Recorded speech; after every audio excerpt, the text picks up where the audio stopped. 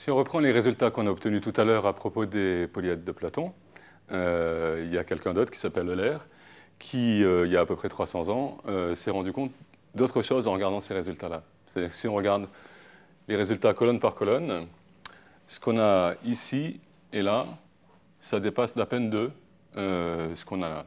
6 et 8, 14, c'est 2 de plus que 12. 4 et 4, 8, c'est 2 de plus que 6. 8 et 6, 14, c'est encore 2 de plus que 12.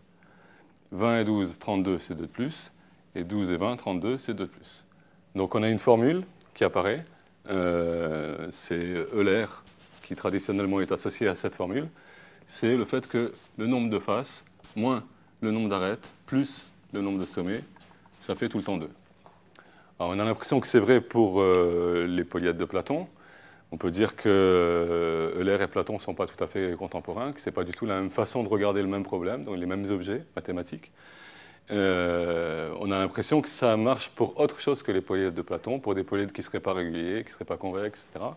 En fait, ça marche pour beaucoup de polyèdres, mais pas pour tous. Pas pour tout ce qu'on a envie d'appeler polyèdre, en tout cas.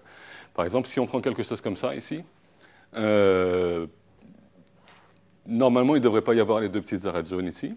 On a juste un cube qui a des arêtes bleues, et à l'intérieur duquel il y a un cube qui a des arêtes bleues aussi, qui est un peu plus petit. Et on va essayer d'imaginer que le grand cube est plein, et qu'on a à l'intérieur un petit trou qui est en forme de cube, qui est celui-là. Donc il faudrait imaginer qu'entre les deux cubes, c'est plein.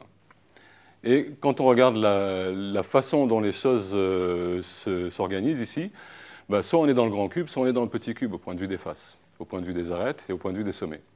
Donc les faces de cet objet, disons, sont les faces du grand cube et les faces du petit cube. Mais pour le cube, on sait qu'on a 6 faces, pour le grand comme pour le petit. Ça en fait 12 au total. Pour les arêtes, c'est pareil. Il y a les arêtes du grand cube et il y a les arêtes du petit cube. Donc il y en avait 12 pour le grand cube, il y en a 12 pour le petit cube. Au total, ça en fait 24 maintenant pour cet objet-là. Et pour les sommets, on en avait 8 pour chacun des deux. Donc ça en fait 16 finalement. C'est-à-dire qu'on a doublé les résultats ici. Si maintenant, on essaye de faire le calcul f moins a plus s avec cet objet ici, qui est formé de 2 cubes, disons, eh ben, ce qu'on va obtenir, c'est le double de ce que donne la formule d'Euler, c'est-à-dire 4 ici. Donc ça veut dire que cette formule-là, elle ne s'adapte pas à tout ce qui serait fait un petit peu n'importe comment, avec des faces planes, des arêtes, des sommets. Il faut réussir à organiser les choses un petit peu mieux pour réussir à décrire vraiment ce qu'on appelle un polyèdre. Mais disons que pour des polyèdres comme pour le ballon de foot, des polyèdres qu'on obtiendrait dans lesquels il suffirait de souffler et de tendre pour finalement obtenir quelque chose qui s'inscrit à la surface d'une sphère, disons, eh ben, ça marche encore, ça va encore fonctionner. Pour le ballon de foot, ça peut être un petit exercice amusant de compter combien il y a de faces, d'arêtes, de sommets. Par exemple, des faces, il y en a de 2 types. Il y a les pentagones, ceux-là ils sont 12, et des hexagones. On aurait bien aimé qu'il n'y ait que des hexagones, en fait, pour fabriquer un ballon de foot. Et ça ne marche pas. Il n'y a pas moyen de faire avec que des hexagones. Et il y a beaucoup de situations dans la nature où on se rend compte qu'on aimerait bien faire les choses avec que des hexagones et où ça ne marche pas. C'est vrai pour un nid de guêpe, c'est vrai pour la géode, c'est vrai pour tout un tas d'objets, les œufs d'une mouche, c'est vrai pour tout un tas d'objets où on a l'impression qu'il n'y a que des hexagones, il y a toujours 12 pentagones au milieu, à cause de la formule d'Euler, pour l'essentiel.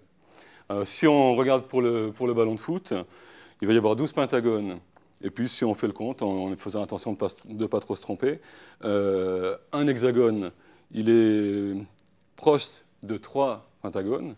Et autour d'un pentagone, il y a 5 hexagones. Avec chacun avec une arête commune avec le pentagone. Donc j'ai a priori 5 fois plus d'hexagones que de pentagones. Mais comme chacun figure dans la liste pour celui-là, pour celui-là, pour celui-là, c'est-à-dire pour 3 pentagones, alors il y en a 3 fois moins. Donc il n'y a en fait que 20 hexagones et 12 pentagones. Ça fait 32 faces. Puis on pourrait compter le nombre d'arêtes, le nombre de sommets, et vérifier que la formule d'Euler est toujours valable.